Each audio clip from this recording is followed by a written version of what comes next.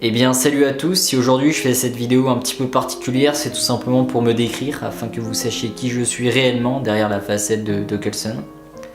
Donc je m'appelle Morgan Chevalier, je suis né le 1er mars 1999 et je vis en Loire-Atlantique. Je suis actuellement en BTS par alternance dans ce qu'on pourrait éventuellement appeler la maintenance industrielle.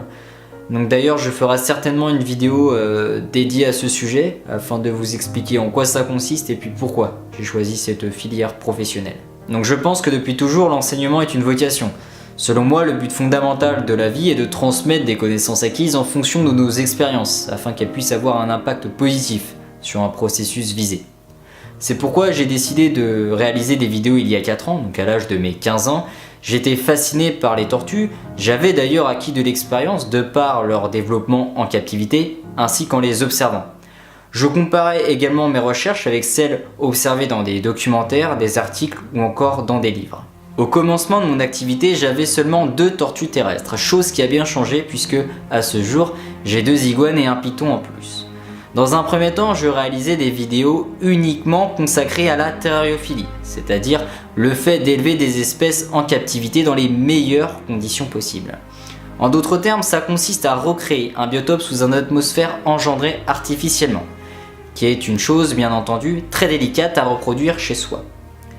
Je décrivais également des espèces que j'avais pu découvrir dans des livres dédiés à l'herpétologie et dont il me semblait intéressant de partager ces connaissances avec vous. Depuis 3 ans, je reçois des messages par mail sur les réseaux sociaux ainsi que des appels téléphoniques, afin de venir en aide à certaines personnes ayant des difficultés avec leurs tortues.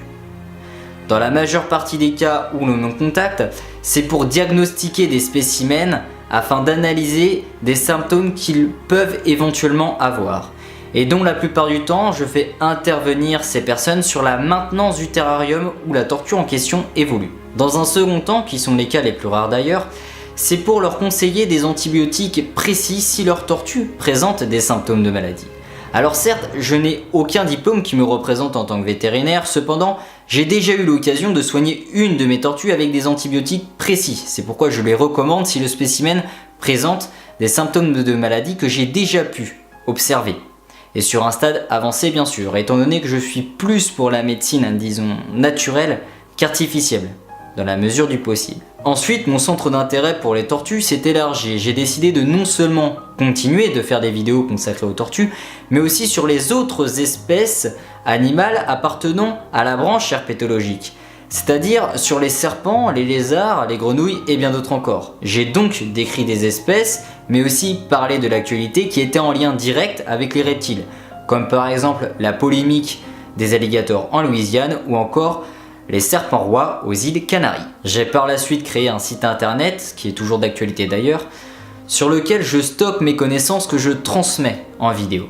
Ce site est donc divisé en 2 parties, l'un étant consacré aux reptiles, l'autre dédié à l'homme. Le 7 janvier 2017, étant en terminale en bac pro dans la maintenance industrielle, j'ai eu l'opportunité de réaliser un complément de compétences en lien avec la formation professionnelle que j'effectuais. Certes, il était en lien direct avec la formation que j'effectuais, en revanche, le climat, la culture finlandaise et ce nouveau mode de vie auquel je devais m'adapter durant 1 mois m'étaient inconnus. Et le fait de m'arracher de mon quotidien et de m'adapter à un nouveau mode de vie, sachant que c'était la première fois que je pratiquais ce type d'expérience, a été ce que je pourrais appeler la clé de mon évolution.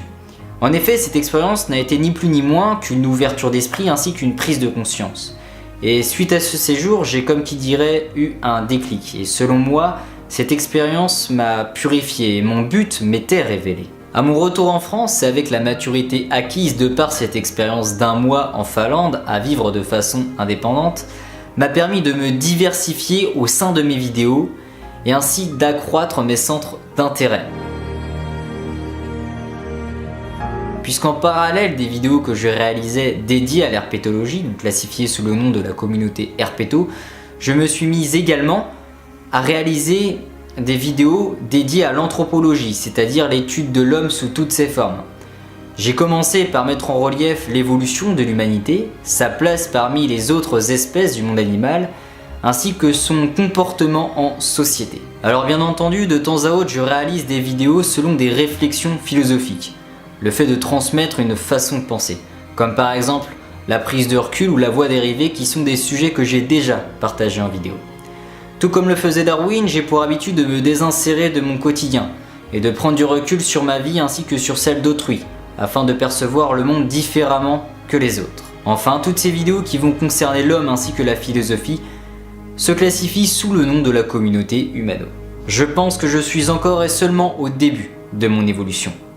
Et même si j'ignore l'avenir qui m'attend, je compte partager les expériences et modes de vie que je vais entreprendre avec vous.